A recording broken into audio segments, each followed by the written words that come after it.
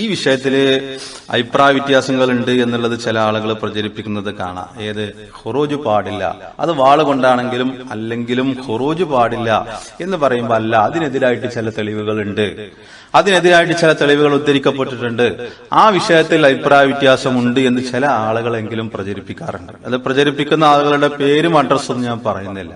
ചിലപ്പോൾ നിങ്ങളുടെ കാതുകളിലൊക്കെ അത് എത്തിയിട്ടുണ്ടാവും. അതൊക്കെ ഖിലാഫുള്ള വിഷയമാണ്. നമ്മൾ ചില ഫിഖ്ഹിയായ വിഷയങ്ങളെ സംബന്ധിച്ച് പറയുമ്പോൾ പറയാറുണ്ടല്ലോ, അതൊക്കെ ഖിലാഫിയായ വിഷയമാണ്. യഥാർത്ഥത്തിൽ അത് ഖിലാഫുള്ള വിഷയമല്ല. വാളുകൊണ്ടാണെങ്കിലും അല്ലെങ്കിലും, ഭരണാധികാരി ബർറാണെങ്കിലും ഫാജിറാണെങ്കിലും അവർക്കെതിരെ ഖുറൂജ് പാടില്ല എന്നുള്ളത് ഖിലാഫുള്ള ഒരു വിഷയമല്ല. ആരത് പറഞ്ഞത്? ഖിലാഫ് ഉണ്ട് എന്ന് പറയുന്ന ആൾക്കാരുണ്ട്. അതാരൊക്കെ എന്നുള്ളത് നമുക്ക് പിന്നെ പറയാം. ഇനി അത് ഖിലാഫില്ല എന്ന് മാത്രമല്ല, അത് ഇജ്മാ ഉള്ള ഒരു വിഷയമാണ്. ഖുറൂജ് പാടില്ല എന്നുള്ളത് ഇജ്മാ ഉണ്ട്. എനിക്ക് പറയാനുള്ളത്, ഇത്തരത്തിലുള്ള ആളുകളോട് അഖീദന്റെ ഗ്രന്ഥങ്ങൾ നിങ്ങൾ ഒന്നുകൂടി പഠിക്കുക.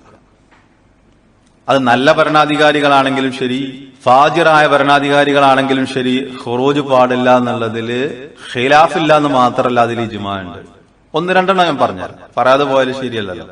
ഒന്ന് കേട്ടോ, ഇമാം ത്വഹാവി റഹ്മത്തുള്ളാഹി അലൈഹി, അഖീദ പഠിച്ചിട്ടുള്ള ആളുകൾക്കൊക്കെ ഒരു പ്രാവശ്യമെങ്കിലും കേട്ടിട്ടുള്ള ഒരു ഗ്രന്ഥാകും അഖീദത്തു ത്വഹാവിയ. ആ ഗ്രന്ഥത്തിൽ അഹ്ലുസുന്നന്റെ അഖീദയിട്ട് പറയുന്നത് കേട്ടോ, എന്താ പറയുന്നത്? വലാ നറൽ ഖുറൂജ അലാ അയിമ്മത്തിന വ ഉലാത്തി ഉമൂരിന വ ഇൻജാറു. നമ്മുടെ ഭരണാധികാരികളോടും ഇമാമിങ്ങളോടും ഖുറൂജ് പാടില്ല. വൈൻ ജാറു എന്ന് പറഞ്ഞാൽ എന്താ? അവർ അക്രമികാരികളാണെങ്കിൽ, അവർ ദുൽമു ചെയ്യുന്ന ആളുകളാണെങ്കിൽ. വലാ നദൂ അലൈഹിം, അവർക്കെതിരെ പ്രാർത്ഥിക്കാനും പാടില്ല. ചില ആളുകൾക്ക് ഒരു ചൊറിച്ചിലാണ്, ഭരണാധികാരികൾക്കെതിരെ ദുആ ചെയ്തിട്ടില്ലെങ്കിൽ അവർക്കൊരു ചൊറിച്ചിലാണ്. ഇത് അഹ്ലുസുന്നത്തിന്റെ ഒരു അഖീദയാണ്. ഭരണാധികാരികൾക്കെതിരെ ദുആ ചെയ്യാൻ പാടില്ല. ഹിദായത്തിന് വേണ്ടി, തൗഫീഖിന് വേണ്ടി, ഖൈറിന് വേണ്ടി. കാരണം ഭരണാധികാരികൾ നന്നായാൽ ആ ഉമ്മത്ത് തന്നെ നന്നാവും. അപ്പൊ അവർക്ക് ഹിദായത്ത് കിട്ടാൻ, അവർക്ക് തൗഫീഖ് കിട്ടാൻ, അവർക്ക് സ്വലാഹിന് വേണ്ടിയിട്ട് ദുആ ചെയ്യണമെന്നുള്ളത് അഹ്ലുസുന്നത്തിന്റെ അഖീദയാണ്. അപ്പൊ ഞാൻ വായിക്കുകയാണ്, എന്താ പറഞ്ഞത്? വലാ നദൂ അലൈഹി, അവർക്കെതിരെ ദുആ ചെയ്യാൻ പാടില്ല. വലാ നൻസി യദം മിൻ ത്വാഅത്തിഹിം, അവരുടെ ത്വാഅത്തിൽ നിന്ന് കൈവലിക്കരുത്, അവരോടുള്ള അനുസരണത്തിൽ നിന്ന് കൈവലിക്കരുത്. വനറാ ത്വാഅതഹും മിൻ ത്വാഅത്തില്ലാഹി അസ്സ വജല്ല ഫരീള, അവർക്കുള്ള അനുസരണം അല്ലാഹുവിനോടുള്ള അനുസരണമാണ്, അത് നിർബന്ധമാണ്. കാരണം അതിന്റെ തെളിവുകൾ പറഞ്ഞല്ലോ. മാലം യഅ്മുറു ബിമഅസിയത്തിന്, അവരെ മഅസിയത്ത് കൽപ്പിക്കാത്തിടത്തോളം. മഅസിയത്ത് കൽപ്പിച്ചാൽ അനുസരിക്കണ്ട, അതനുസരിക്കണം എന്നുള്ളത് ആരെങ്കിലും പറഞ്ഞിട്ടുണ്ടോ? ഭരണാധികാരികൾ തെറ്റ് കൽപ്പിച്ചാൽ അനുസരിക്കണം എന്ന് ആരും പറഞ്ഞിട്ടില്ല. അവരനുസരിക്കാത്ത, ആ തെറ്റിലനുസരിക്കാൻ പാടില്ല, അതല്ലാത്തതൊക്കെ അനുസരിക്കണം. അത് അധർമ്മകാരികളായ ഭരണാധികാരികളാണെങ്കിലും. വനദഉ ലഹും ബിസ്സലാഹി വൽ മുആഫാത്തി, അവർക്ക് സ്വലാഹിന് വേണ്ടി, ആഫിയത്തിന് വേണ്ടിയിട്ട് നമ്മൾ അള്ളാഹുവിനോട് ദുആ ചെയ്യണം. ഇത് ആരുടെ അഖീദയായിട്ടാണ് പഠിപ്പിക്കുന്നത്? ബിദ്അത്തിന്റെ ആൾക്കാരുടെ അഖീദയായിട്ടല്ല പഠിപ്പിക്കുന്നത്, അഹ്ലുസുന്നത്തിന്റെ അഖീദയായിട്ട് പഠിപ്പിക്കപ്പെടുകയാണ്. ഒന്ന് പറഞ്ഞു. രണ്ടാമത്തെ അഖീദ കേട്ടോ, ആരാ പറഞ്ഞത്? ഇമാം അഹ്മദ് ബിൻ ഹംബൽ റഹ്മത്തുള്ളാഹി അലൈഹി. ഇമാം അഹ്മദ് ബിൻ ഹംബലിനെ കുറിച്ച് അറിയാം, ഇമാമു സുന്ന എന്നാണ് അദ്ദേഹത്തിന്റെ പേര്. ഇമാമു സുന്ന എന്ന് പറയുമ്പോൾ ചെയ്താൽ കൂലിണ്ട്, എടുത്തിട്ടില്ലെങ്കിൽ കുറ്റൊന്നുമില്ല എന്ന് പറഞ്ഞ സുന്നത്തല്ല അവിടെ ഉദ്ദേശിക്കുന്നത്. ചില ആൾക്കാർക്ക് സുന്നത്ത് എന്ന് കേട്ടാൽ അതേ മനസ്സിൽ വരുള്ളൂ. ചെയ്താൽ കൂലിണ്ട്, എടുത്തിട്ടില്ലെങ്കിൽ കുഴപ്പമൊന്നുമില്ല, ആ സുന്നത്തല്ല അവിടെ ഉദ്ദേശിക്കുന്നത്, അവിടെ അഖീദയാണ് ഉദ്ദേശിക്കുന്നത്. ഇമാമു സുന്ന എന്ന് പറഞ്ഞാൽ അഖീദ പഠിപ്പിച്ച, തൗഹീദിന്റെ മാർഗത്തിൽ നിലകൊണ്ട, സുന്നത്ത് പഠിപ്പിച്ച, അതാണ് ഇമാമു സുന്ന എന്ന് അദ്ദേഹത്തിന് പേര് കിട്ടാനുള്ള കാരണം. കാരണം ബിദഅത്തിന്റെ എല്ലാ കക്ഷികളും നല്ല സ്ട്രോങ്ങിലുള്ള ഒരു കാലഘട്ടത്തിൽ പീഡിപ്പിക്കപ്പെട്ട ഒരു ഇമാമാണ് ആര്? ഇമാം അഹ്മദ് ബിൻ ഹംബൽ. അന്ന് അഹ്ലുസുന്നത്തിന്റെ അഖീദ പഠിപ്പിച്ചു കൊടുത്ത ആളാണ് ആര്? ഇമാം അഹ്മദ് ബിൻ ഹംബൽ റഹ്മത്തുള്ളാഹി. അദ്ദേഹം ഇതിനെ സംബന്ധിച്ച് പറയണത്, ഞാനത് ഓരോന്ന് വിശദീകരിക്കുന്നില്ല. അദ്ദേഹം ഇതിനെ സംബന്ധിച്ച് പറയണ, വമൻ ഖറജ അലാ ഇമാമിൻ മിൻ അഇമ്മത്തിൽ മുസ്ലിമീന വഖദ് കാന നാസു യജ്തമു അലൈഹി വഖറു ലഹു ബിൽ ഖിലാഫത്തി ബി അയ്യി വജ്ഹിൻ കാന ബിദിലാബിൽ ഗലബത്തി ഫഖദ് ശഖ. അതായത് ഇമാമ് ജനങ്ങൾ തെരഞ്ഞെടുത്ത ഒരു ഖലീഫക്കെതിരെ, അത് ഇമാം ആ ഖലീഫ എങ്ങനെ അധികാരത്തിൽ വന്ന ആളാണെങ്കിലും ജനങ്ങൾ അയാളെ ഖലീഫയായിട്ട് അംഗീകരിച്ചിട്ടുണ്ടെങ്കിൽ അയാൾക്കെതിരെ ഒരാൾ ഖുറൂജ് നടത്തുകയാണെങ്കിൽ ഫഖദ് ശഖ ഹാദൽ ഖാരിജു അസൽ മുസ്ലിമീൻ, മുസ്ലിങ്ങളുടെ ഐക്യത്തെ ഈ ഖാരിജ് തകർത്തിരിക്കുന്നു. വഖാലഫൽ ആസാർ അൻ റസൂലുള്ളാഹി സ്വല്ലല്ലാഹു അലൈഹി വസല്ലം, റസൂലുള്ളാഹി സ്വല്ലല്ലാഹു അലൈഹി വസല്ലമിൽ നിന്ന് വന്നിട്ടുള്ള ആസാറുകൾക്ക് എതിരെ ചെയ്തിരിക്കുന്നു. അസാറുകൾ എന്ന് പറഞ്ഞാൽ ഹദീസുകൾ, റസൂലുള്ളാഹി സ്വല്ലല്ലാഹു അലൈഹി വസല്ലം വന്നിട്ടുള്ള ഹദീസുകൾക്ക് എതിരെ ചെയ്തിരിക്കുന്നു.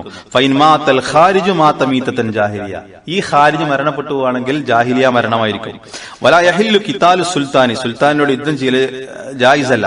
വൽ ഖുറൂജു അലൈഹി ലിഅഹദി മിനൻ നാസി, ജനങ്ങളിൽപ്പെട്ട ഒരാൾക്കും അയാൾക്കെതിരെ ഖുറൂജ് നടത്തുക എന്നുള്ളതും അനുവദനീയമല്ല. ഫമൻ ഫഅല ദാലിക, അങ്ങനെ ആരെങ്കിലും ചെയ്താൽ ഫഹുവ മുബ്തദിഉൻ, അവൻ മുബ്തദിയാണ് അല ഗൈരി സുന്നത്തി വത്വരീഖി, അവൻ യഥാർത്ഥ സുന്നത്തിലും ത്വരീഖിലുമല്ല. മസായിൽ ഇത് കാണാം, തിരിച്ചിട്ടുണ്ട്. അപ്പൊ ഇത് ആരുടെ അഖീദയായിട്ടാ പറയുന്നത്? അഹ്ലു സുന്നത്തിന്റെ അഖീദയായിട്ട് ഇമാം അഹ്മദ് നബി റഹ്മത്തുള്ളാഹി അലൈഹി പറയണം. അയാൾ എങ്ങനെ അധികാരത്തിൽ വന്ന ആളാണെങ്കിൽ അയാളെ ഖലീഫയായിട്ട് അംഗീകരിച്ചിട്ടുണ്ടോ? ആൾക്കെതിരെ ഖുറൂജ് പാടില്ല. ആരെങ്കിലും ഖുറൂജ് നടത്തിയാൽ അവൻ അവിടെ ഫിത്ന ഉണ്ടാക്കി. റസൂലുള്ളാഹി സ്വല്ലല്ലാഹു അലൈഹി വസല്ലമയിൽ വന്നിട്ടുള്ള ആസാറുകൾക്ക് എതിര് നിന്നു, മുസ്ലിങ്ങളുടെ ഐക്യത്തെ തകർത്തു. അപ്പൊ ഇതിലെവിടെ അഭിപ്രായ വ്യത്യാസമുള്ളത്? ഇമാം നവവി റഹ്മത്തുള്ളാഹി അലൈഹി പറഞ്ഞു, വഅമ്മൽ ഖുറൂജു അലൈഹിം, ഭരണാധികാരികളോടുള്ള ഖുറൂജ് വഖിതാലുഹും, അവരോട് യുദ്ധം ചെയ്യുക എന്നുള്ളതും ഫഹറാമുൻ, അത് ഹറാമാണ്. ബിഇജ്മാഇൽ മുസ്ലിമീൻ, മുസ്ലിങ്ങളുടെ ഇജ്മാ കൊണ്ട് സ്ഥിരപ്പെട്ടൊരു സംഗതിയാണത്. വൈൻ കാനു ഫസഖത്തൻ ളാലിമീൻ, അവര് ളാലിമീങ്ങളാണെങ്കിലും ഫാസിഖീങ്ങളാണെങ്കിലും. ശറഹ് മുസ്ലിം എടുത്തു നോക്കിയാൽ മതി, അതിൽ ഇജ്മാ ഉണ്ടെന്ന് ഇമാം നവവി റഹ്മത്തുള്ളാഹി അലൈഹി പറഞ്ഞത്. ഇനിയാണോ ഇബ്നു തൈമിയ്യ റഹ്മത്തുള്ളാഹി അലൈഹി, അദ്ദേഹം അഹ്ലുസുന്നത്തിന്റെ അഖീദ വിശദീകരിക്കണം കേട്ടോ. അദ്ദേഹം പറഞ്ഞു, വഅമ്മാ അഹ്ലുൽ ഇൽമി വദ്ദീനി വൽ ഫളലി. ആരൊക്കെ പറഞ്ഞത്? അഹ്ലുൽ ഇൽമി പറഞ്ഞിട്ടുണ്ട്, ദീനുള്ള ആളുകൾ പറഞ്ഞിട്ടുണ്ട്, ഫളിലുള്ള ആളുകൾ പറഞ്ഞിട്ടുണ്ട്. എന്താ പറഞ്ഞിട്ടുള്ളത്? ഫലാ യുറഖിസൂന ലിഅഹദിൻ, അവർ ഒരാൾക്കും അനുവാദം കൊടുക്കുന്നില്ല. എന്തിന്? ഫീമാ നഹല്ലാഹു അൻഹു മിൻ മഅസിയത്തി വിലാത്തിൽ ഉമൂരി, ഭരണാധികാരികൾ അല്ലാഹു വിരോധിച്ച തെറ്റുകൾ ചെയ്താൽ എന്തിന് അനുവാദം കൊടുക്കുന്നില്ല? വഗശ്ശിഹിം വൽ ഖുറൂജി അലൈഹിം, അവരെ വഞ്ചിക്കാനോ അവർക്കെതിരെ ഖുറൂജ് നടത്താനോ ബിവജ്ഹിൻ മിനൽ വുജൂഹി, ഒരു രൂപത്തിലും അവർക്കെതിരെ ഖുറൂജ് നടത്താനോ ആ ഭരണാധികാരികളെ വഞ്ചിക്കാനോ അഹ്ലുൽ ഇൽമ അനുവാദം കൊടുത്തിട്ടില്ല, ദീനുള്ള ആളുകൾ അനുവാദം കൊടുത്തിട്ടില്ല, ഫളിലുള്ള ആളുകൾ അനുവാദം കൊടുത്തിട്ടില്ല.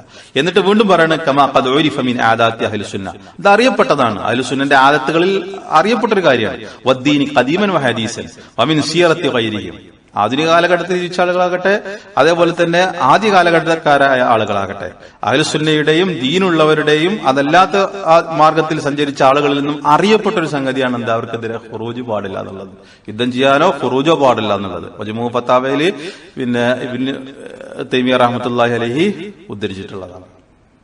അപ്പൊ ഇതിലെവിടെ ഖിലാഫുണ്ട്, അത് പറഞ്ഞാലൊരു സുഖം കിട്ടുമെങ്കിൽ അവരത് അങ്ങനെ പറഞ്ഞോട്ടെ. പക്ഷെ ഇത് ഖിലാഫില്ലാത്തൊരു വിഷയമാണ്. കാരണം അത്രത്തോളം ഹദീസുകൾ ഈ വിഷയത്തിൽ സ്ഥിരപ്പെട്ടു വന്നിട്ടുണ്ട്. എത്ര ഹദീസുകളാണ്, ഹദീസുകളിൽ തന്നെ വന്നിട്ടുണ്ട് അല്ലെ?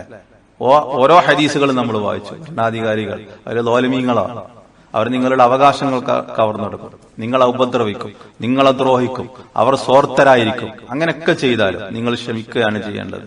അവർക്കെതിരെ ഖുറൂജ് പാടില്ല, സമം ദഅവത്തും കൊടുക്കണം. ഇപ്പൊ നമ്മൾ പഠിക്കുന്ന ഗ്രന്ഥം ഏതാണ്? അത് ഉസൂലു സിത്തയാണ്. ഇസ്ലാമിന്റെ അടിസ്ഥാനപരമായിട്ടുള്ള 6 ഉസൂലുകളാണ് പഠിക്കുന്നത്. അതിൽപ്പെട്ട 3ാമത്തെ ഉസൂലാണ് ഇപ്പൊ നമ്മൾ മനസ്സിലാക്കിക്കൊണ്ടിരിക്കുന്നത്. അപ്പൊ ഇത് അഖീദയാണ്. എന്നിട്ടും പറയണെന്ത്? ഇത് ഖിലാഫ് ഉണ്ട് എന്നുള്ളത്. അപ്പൊ ആ വർത്താനത്തിൽ ഒരു കഴമ്പില്ല എന്നുള്ളത് മനസ്സിലാക്കാം. ഇനി അടുത്തതിൽ വന്നിട്ടുള്ള 4ാമത്തെ വിഷയം എന്താ വെച്ചാല്, ആയിഷ റളിയല്ലാഹു തആല അൻഹ അലി റളിയല്ലാഹു അൻഹുക്കെതിരെ ഇറങ്ങിയില്ലേ? അതേപോലെ തന്നെ ഉസൈർ റളിയല്ലാഹു അൻഹു യസീദിനെതിരെ ഇറങ്ങിയില്ലേ? അതേപോലെ തന്നെ ഇബ്നു സുബൈർ റളിയല്ലാഹു അൻഹു ഭരണാധികാരിക്കെതിരെ തിരിഞ്ഞില്ലേ? മുആവിയ റളിയല്ലാഹു അൻഹു പിന്നെ അലി റളിയല്ലാഹുവിനെതിരെ യുദ്ധം ചെയ്തില്ലേ? അതൊക്കെ ഖുറൂജ് അല്ലേ? ഇവരൊക്കെ ഖവാരിജുകളാണോ? കേട്ടാൽ തോന്നും ഈ തെളിവൊന്നും ആരും കണ്ടിട്ടില്ല എന്ന്. ഇതൊക്കെ ഖുറൂജിന് തെളിവായിട്ടാണ് ഈ ആളുകൾ കൊണ്ടുനടക്കുന്നത്. അതേപോലെ തന്നെ അബൂ സഈദ് അൽ ഖുദരി റളിയല്ലാഹു അൻഹുവിന്റെ ഒരു സംഭവം, ഇങ്ങനെയുള്ള സംഭവങ്ങളൊക്കെ ചരിത്രത്തിൽ നിന്നും ഹദീസുകളിൽ നിന്നും പെറുക്കിക്കൊണ്ടുവന്നിട്ട് ഇതാ കണ്ടോ ഖുറൂജ് നടത്താനുള്ള തെളിവ്. യഥാർത്ഥത്തിൽ ഇത് ചരിത്രപരമായിട്ട് നടന്നിട്ടുള്ള ഒരുപാട് സംഭവങ്ങളുണ്ട്. ആ ഒരു സന്ദർഭം എന്താണ്, പശ്ചാത്തലം എന്താണ്, അത് ഖുറൂജ് ആണോ അവർ നടത്തിയത് എന്നുള്ളതൊക്കെ വിശദീകരിക്കുക എന്നുള്ളത് ഈ സമയത്ത് ഒട്ടും പ്രായോഗികമല്ല എന്നുള്ളത് എല്ലാവർക്കും അറിയാം. പക്ഷെ ഒരൊറ്റ ചോദ്യം, ഈ പറയപ്പെട്ടിട്ടുള്ള സംഭവങ്ങൾ മുആവിയ റളിയല്ലാഹു അൻഹു ചെയ്തത്, അബ്ദുല്ലാഹ് ഇബ്നു സുബൈർ റളിയല്ലാഹു അൻഹു ചെയ്തത്, ഹുസൈൻ റളിയല്ലാഹു അൻഹു ചെയ്തത്, അല്ലെങ്കിൽ ആയിഷ റളിയല്ലാഹു തആല അൻഹു ചെയ്തത്, ഇതൊക്കെ അന്ന് സ്വഹാബത്ത് ജീവിച്ചിരിക്കുന്ന കാലഘട്ടത്തിൽ നടന്ന സംഭവങ്ങളുണ്ട്, താബീങ്ങളുടെ കാലഘട്ടത്തിൽ നടന്ന സംഭവങ്ങളുണ്ട്, അതിനുശേഷം നടന്ന സംഭവങ്ങളുണ്ട്. ഓരോന്നും ഞാൻ വിശദീകരിക്കുന്നില്ല. ഈ പറയപ്പെട്ടിട്ടുള്ള സംഭവങ്ങൾ ഏതെങ്കിലും എടുത്ത് ഉദ്ധരിച്ചുകൊണ്ട് ഇത് ഭരണാധികാരികൾക്കെതിരെ ഖുറൂജ് നടത്താനുള്ള തെളിവാണെന്നുള്ളത് ലോകത്ത് പറഞ്ഞിട്ടുള്ള ഒരു സലഫി പണ്ഡിതന്റെ പേരുകൾ പറയും. ആര് പറഞ്ഞു? നിങ്ങൾക്ക് തോന്നിയത് പറയാനുള്ളതല്ലല്ലോ ഇസ്ലാം. ഇത് ഇവരുടെ ഒരു നമ്പറാണ്. നമ്പർ എന്നല്ല, ഈ ബിദഅത്തിന്റെ ആൾക്കാരുടെയും ഹവന്റെ ആൾക്കാരുടെയും അഖലുണ്ടല്ലോ. ഖവാരിജികളുടെ ബേസ് തന്നെ എന്താണ്? അഖലാണ്. ഇനിൽ ഹുക്കുമു ഇല്ലാലില്ല എന്ന് പറഞ്ഞിട്ടല്ല അവര് പുറത്തുപോയത്. ഇനിൽ ഹുക്കുമു ഇല്ലാലില്ല, അള്ളാഹുവിനല്ലാതെ ഹുക്കുമില്ല എന്ന ആയത്ത് ഓതിയിട്ടാണ് ഖവാരിജികൾ പുറത്തുപോയത്. ആ ആയത്തിന് അവര് തഫ്സീർ കൊടുത്തത് അവരുടെ തല വെച്ചിട്ടാണ്, അവരുടെ ബുദ്ധിക്കനുസരിച്ചിട്ട് അവരതിന് തഫ്സീർ കൊടുത്തു. അവ ബുദ്ധിക്കനുസരിച്ചിട്ട് അവർക്ക് തോന്നിയതനുസരിച്ചിട്ട് പ്രമാണങ്ങളെ ദുർവ്യാഖ്യാനിക്കുക എന്നുള്ളത് ഇത്തരം കക്ഷികളുടെ ഒരു സ്റ്റൈലാണ്. വസ്അൽ മൻ അർസൽനാ മിൻ ഖബലിക മിൻ റുസുലിനാ, അല്ലാഹു അല്ലാത്തവരെ വിളിച്ച് പ്രാർത്ഥിക്കാൻ തെളിവുണ്ടോ എന്ന് ചോദിച്ചപ്പോ വസ്അൽ മൻ അർസൽനാ ഓതിയപ്പോ നമ്മൾ ചോദിച്ചു ആയത്തിന് ആരങ്ങനെ തഫ്സീർ പറഞ്ഞു? അല്ലാഹു അല്ലാത്തവരെ വിളിച്ച് പ്രാർത്ഥിക്കാമെന്നുള്ളത് ആരാണ് ആയത്തിന്റെ അടിസ്ഥാനത്തിൽ പറയുന്നത്? യഥാർത്ഥത്തിൽ ഇതിനാണ് നമ്മൾ മൻഹജ് പഠിക്കണം എന്ന് പറയുന്നത്. സഹാബത്തിന്റെ ഫഹ്മ് മനസ്സിലാക്കണം എന്ന് പറഞ്ഞത്, മുൻഗാമികളുടെ ഫഹ്മ് മനസ്സിലാക്കണം എന്ന് പറഞ്ഞത്. ആയത്തുകളെയും ഹദീസുകളെയും നമുക്ക് തോന്നിയതിനനുസരിച്ച് വ്യാഖ്യാനിക്കാൻ പറ്റുമോ? അങ്ങനെയാണെങ്കിൽ ആർക്കും എന്തിനും ദീനിൽ തെളിവുണ്ടാവും. ഞാൻ ചോദിക്കുന്നത് അതിന്റെ സന്ദർഭ സാഹചര്യമൊക്കെ വിശദീകരിക്കാനുണ്ട്. എങ്ങനെയാണ് ആ പ്രശ്നങ്ങൾ ഉണ്ടായത്, സംഘർഷങ്ങൾ ഉണ്ടായത്? അത് ഖുറൂജാണോ? അതല്ല അവർക്ക് ഇജ്തിഹാദിൽ സംഭവിച്ച പ്രശ്നമാണോ? അതല്ല അതിന്റെ പിന്നിൽ ആരെങ്കിലും കളിച്ചിട്ടുണ്ടോ? ഇതൊക്കെ നിങ്ങൾ ചരിത്രം പഠിക്കും. നിങ്ങൾ വെറും ഗൂഗിൾ സെർച്ച് ചെയ്തിട്ട് പിന്നെ ഇസ്ലാമിനെ പറ്റി പഠിക്കാൻ നിൽക്കല്ലേ. ഇത്തരത്തിലുള്ള ചോദ്യങ്ങൾ സലഫി പണ്ഡിതന്മാരുടെ മുന്നിൽ വന്നിട്ടുണ്ട്. ഇബ്നു ഉസൈമീനോട് ചോദിച്ചിട്ടുണ്ട്, ഷെയ്ഖ് ഫൗസാനോട് ചോദിച്ചിട്ടുണ്ട്, വേറെ സലഫി പണ്ഡിതന്മാരോട് ഇത്തരത്തിലുള്ള ചോദ്യങ്ങൾ വന്നിട്ടുണ്ട്. നിങ്ങൾ പഠിക്കും. ഇത് ഖുറൂജാണോ? അപ്പൊ എനിക്ക് ചോദിക്കാനുള്ളത് അതാണ്. ഇത് മുൻകാലഘട്ടത്തിൽ നടന്നൊരു സംഭവമാണല്ലോ. ഇത്തരത്തിലുള്ള തെളിവുകൾ, ഈ തെളിവുകളുടെ അടിസ്ഥാനത്തിൽ നമുക്ക് ഖുറൂജ് നടത്താം എന്ന് പറഞ്ഞിട്ടുള്ള ഒരു പണ്ഡിതന്റെ പേരുകൾ പറയും. അഹ്ലു സുന്നയിൽപ്പെട്ട ഒരു ഇമാമിന്റെ അല്ലെങ്കിൽ ഒരു പണ്ഡിതന്റെ, ഒരു ആലിമിന്റെ പേരുകൾ പറയും. മുആവിയ റളിയല്ലാഹു ചെയ്തിട്ടുണ്ട്, അതുകൊണ്ട് നമുക്ക് ഖുറൂജ് നടത്താം. ആയിഷ റളിയല്ലാഹു അൻഹ ചെയ്തിട്ടുണ്ട്, അതുകൊണ്ട് നമുക്ക് ഖുറൂജ് നടത്താം. ഉസൈർ റളിയല്ലാഹു അൻഹു അങ്ങനെ ചെയ്തിട്ട് അതുകൊണ്ട് ഖുറൂജ് നടത്താം എന്ന് പറഞ്ഞിട്ടുള്ള ഒരു സലഫി പണ്ഡിതന്റെ പേര് പറയും. പിന്നെ അത് തെളിവായി ഉദ്ധരിച്ചിട്ടുള്ളത് ആരാണെന്നുള്ളത് ഞാൻ നേരത്തെ പറഞ്ഞതുപോലെ ഞാൻ പേര് പറയുന്നില്ല. ഇത്തരത്തിലുള്ള സംഭവങ്ങൾ ഖുറൂജിന് തെളിവായി ഉദ്ധരിച്ചിട്ടുള്ളത് ലോകത്ത് ആരാണ്? ആ രജിസ്റ്റർ ഞാൻ പറയണ്ടല്ലോ, ഇപ്പൊ അത് പറയാൻ പറ്റൂല. ഇത്തരത്തിലുള്ള തെളിവുകൾ ഖുറൂജിന് തെളിവായി ഉദ്ധരിച്ചിട്ടുള്ളത്, കൊണ്ടുവന്നിട്ടുള്ളത്, അവതരിപ്പിച്ചിട്ടുള്ളത് ആരാണ്? നിങ്ങൾക്കറിയാലോ. അപ്പൊ ഇതിനൊക്കെ കൃത്യമായിട്ടുള്ള വിശദീകരണങ്ങൾ, അതിന്റെ ഓഡിയോ തന്നെ കിട്ടും, നമുക്ക് പിന്നെ വിശദീകരിക്കാം. അപ്പൊ ഈ ഒരൊറ്റ ചോദ്യമാണ് ഈ സന്ദർഭത്തിൽ എനിക്ക് ചോദിക്കാനുള്ളത്. ഇനി അതിനെപ്പറ്റി കൂടുതൽ വിശദീകരിക്കണോ? ഞാൻ നേരത്തെ പറഞ്ഞിട്ടുള്ള ഗ്രന്ഥങ്ങളിലൊക്കെ ഇതിനെ സംബന്ധിച്ച് വിശദീകരിച്ചിട്ടുണ്ട്. അത് ഖുറൂജാണോ? അതെങ്ങനെയാണ് ആ സംഭവം നടന്നത്? എന്തൊക്കെയാണ് ആ വിഷയത്തെക്കുറിച്ച് നമ്മൾ മനസ്സിലാക്കേണ്ടത്? ഇത്തരത്തിലുള്ള സംഭവങ്ങൾ നമുക്ക് തെളിവാണോ? അതല്ലെങ്കിൽ സ്വഹാബികളിൽ നിന്നുണ്ടായിട്ടുള്ള ഇത്തരത്തിലുള്ള സംഭവങ്ങൾ അവർക്ക് ഇജ്തിഹാദിൽ വന്നിട്ടുള്ള പിഴവാണോ? അതല്ല അത്തരത്തിലുള്ള സംഭവങ്ങളെ സംബന്ധിച്ച് നമ്മൾ മൗനം പാലിക്കുകയാണോ ചെയ്യേണ്ടത്? ഇങ്ങനെയുള്ള ഒരുപാട് വിഷയങ്ങൾ നിങ്ങൾ പഠിക്കും.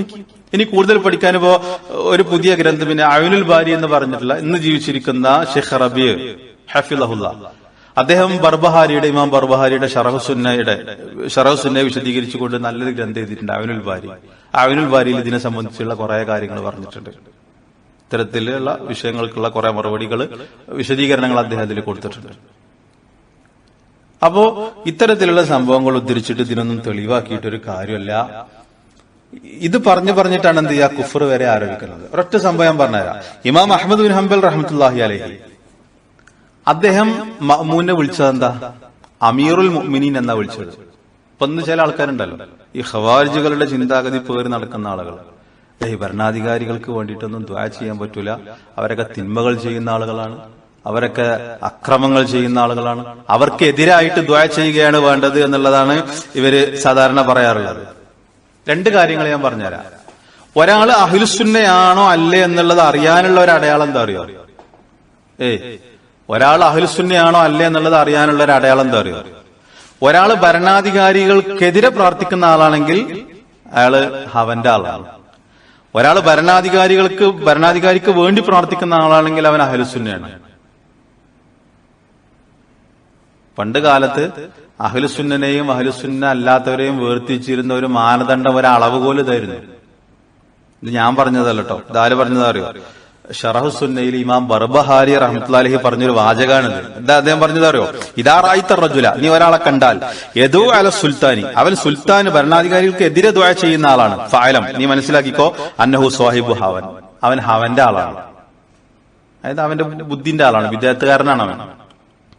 വൈദാ സമയത്ത റജുൽ യദൂ ലിസുൽത്താനി ബിസ്സലാഹി, ഇനി ഒരാൾ ഭരണാധികാരിയുടെ ഗുണത്തിന് വേണ്ടി ദുആ ചെയ്യുന്ന ആളാണ്, അങ്ങനെ ഒരാൾ ദുആ ചെയ്യുന്നത് നീ കേട്ടാൽ ഫഅലം, നീ മനസ്സിലാക്കിക്കോ, അന്നഹു സ്വാഹിബു സുന്ന, ഇൻഷാ അല്ലാഹ്, അവൻ സുന്നത്തിന്റെ ആളുമാണ്.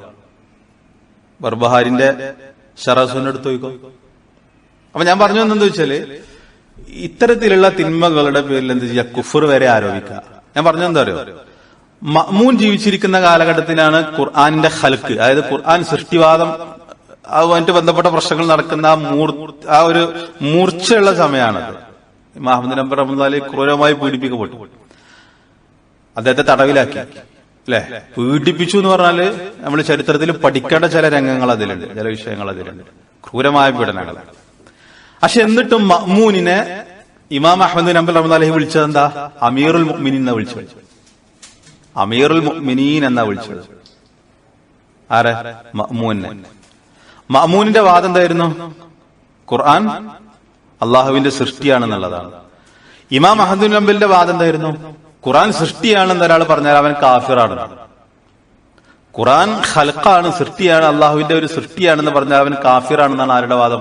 ഇമാം അഹ്മദ് ബിൻ ഹംബൽ റഹ്മത്തുള്ളാഹിന്റെ വാദം.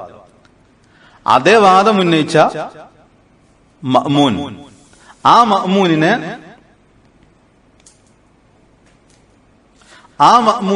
ഇമാം അഹ്മദ് ബിൻ ഹംബൽ റഹ്മത്തുള്ളാഹി വിളിച്ചത് എന്താണ്? അമീറുൽ മുഅ്മിനീൻ. എന്തുകൊണ്ട്?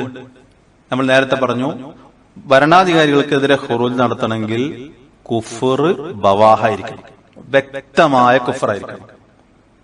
നമുക്ക് തോന്നിയതൊക്കെ കുഫർ, അത് കുഫർ, ഇത് കുഫർ, മറ്റത് കുഫർ, അങ്ങനെയല്ല. അത് പറയേണ്ട ആളുകൾ പറയണം. വ്യക്തമായ കുഫർ കണ്ടാൽ തന്നെ ഖുറൂജ് പറ്റുമോ പറ്റില്ല എന്ന് നമ്മൾ കഴിഞ്ഞ ക്ലാസ്സിൽ പറഞ്ഞു. അതിനും ചില ശുറൂത്തുകളുണ്ട്. അപ്പൊ ഇമാം അഹ്മദ് ബിൻ ഹംബൽ പോലും എന്ത് ചെയ്തിട്ടില്ല? മഅ്മൂനിനെ ആ പറഞ്ഞത് വ്യക്തമായ കുഫറുൻ ബവാഹായിട്ട് ആര് പോലും കണക്കൂട്ടിയിട്ടില്ല. ഇമാം അഹ്മദ് ബിൻ ഹംബൽ പോലും കണക്കൂട്ടിയിട്ടില്ല. അത്രക്കും ക്ലിയർ ആയ കുഫറാണെന്നർത്ഥം. മഅ്മൂനിന്റെ വാദം ഖുർആൻ സൃഷ്ടിയാണെന്നാണ്.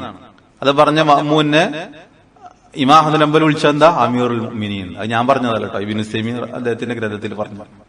നമ്മൾ കഴിഞ്ഞ ക്ലാസ്സിലെ ഗ്രന്ഥം കാണിച്ചിരുന്നില്ല, ആ ഗ്രന്ഥത്തിലൊക്കെ അത് വിശദീകരിക്കുന്നുണ്ട്. ഇബ്നു തൈമിയ്യ അത് ഉദ്ധരിച്ചതാണ്, ഞാൻ എന്റെ സ്വന്തം ഇതല്ല പറയുന്നത്. ഇബ്നു തൈമിയ്യ റഹ്മത്തുള്ളാഹി എടുത്തുദ്ധരിച്ചൊരു സംഭവമാണ്. ആ മഅ്മൂനെ ഇമാം അഹ്മദ് ബിൻ ഹംബൽ വിളിച്ചെന്താണ്? അമീറുൽ മുഅ്മിനീൻ. എന്നിട്ടാണ് എന്ത് ചെയ്യുന്നത്? ചില ആളുകൾ ഓരോ തെറ്റുകൾ എണ്ണിപ്പൊറിക്കുക, അതൊക്കെ കുഫറിലേക്ക് എത്തുന്നുണ്ട് സമർത്ഥിച്ചിട്ട് ലോകത്തുള്ള മുസ്ലിം ഭരണാധികാരികളൊക്കെ കാഫിറാക്കിയിട്ട് ആ നാട്ടിൽ ഇങ്ങോട്ട് കലാപുണ്ടാക്കിയിട്ട് അതൊരു വാശി പോലെയാണ് അയാളുകൾക്ക്. അപ്പൊ അതൊരിക്കലും എന്തല്ല അഹ്ലുസുന്നന്റെ രീതിയല്ല. ഞാൻ പറഞ്ഞു, ഖൈറാണോ ഷർറാണോ ഉണ്ടായിട്ടുള്ളത്? ആ ഒരൊറ്റ ചോദ്യം മതി. ഇങ്ങനെ നടന്ന വിപ്ലവങ്ങൾ നടന്ന നാടുകളിൽ ഖൈറാണോ ഷർറാണോ ഉണ്ടായിട്ടുള്ളത്? ആ ഭരണാധികാരികളുടെ തിന്മകൾ സഹിച്ച് ജീവിക്കലായിരുന്നു അവർക്ക് നല്ലത്, അതല്ല ഈ വിപ്ലവമായിരുന്നു അവർക്ക് നല്ലത്?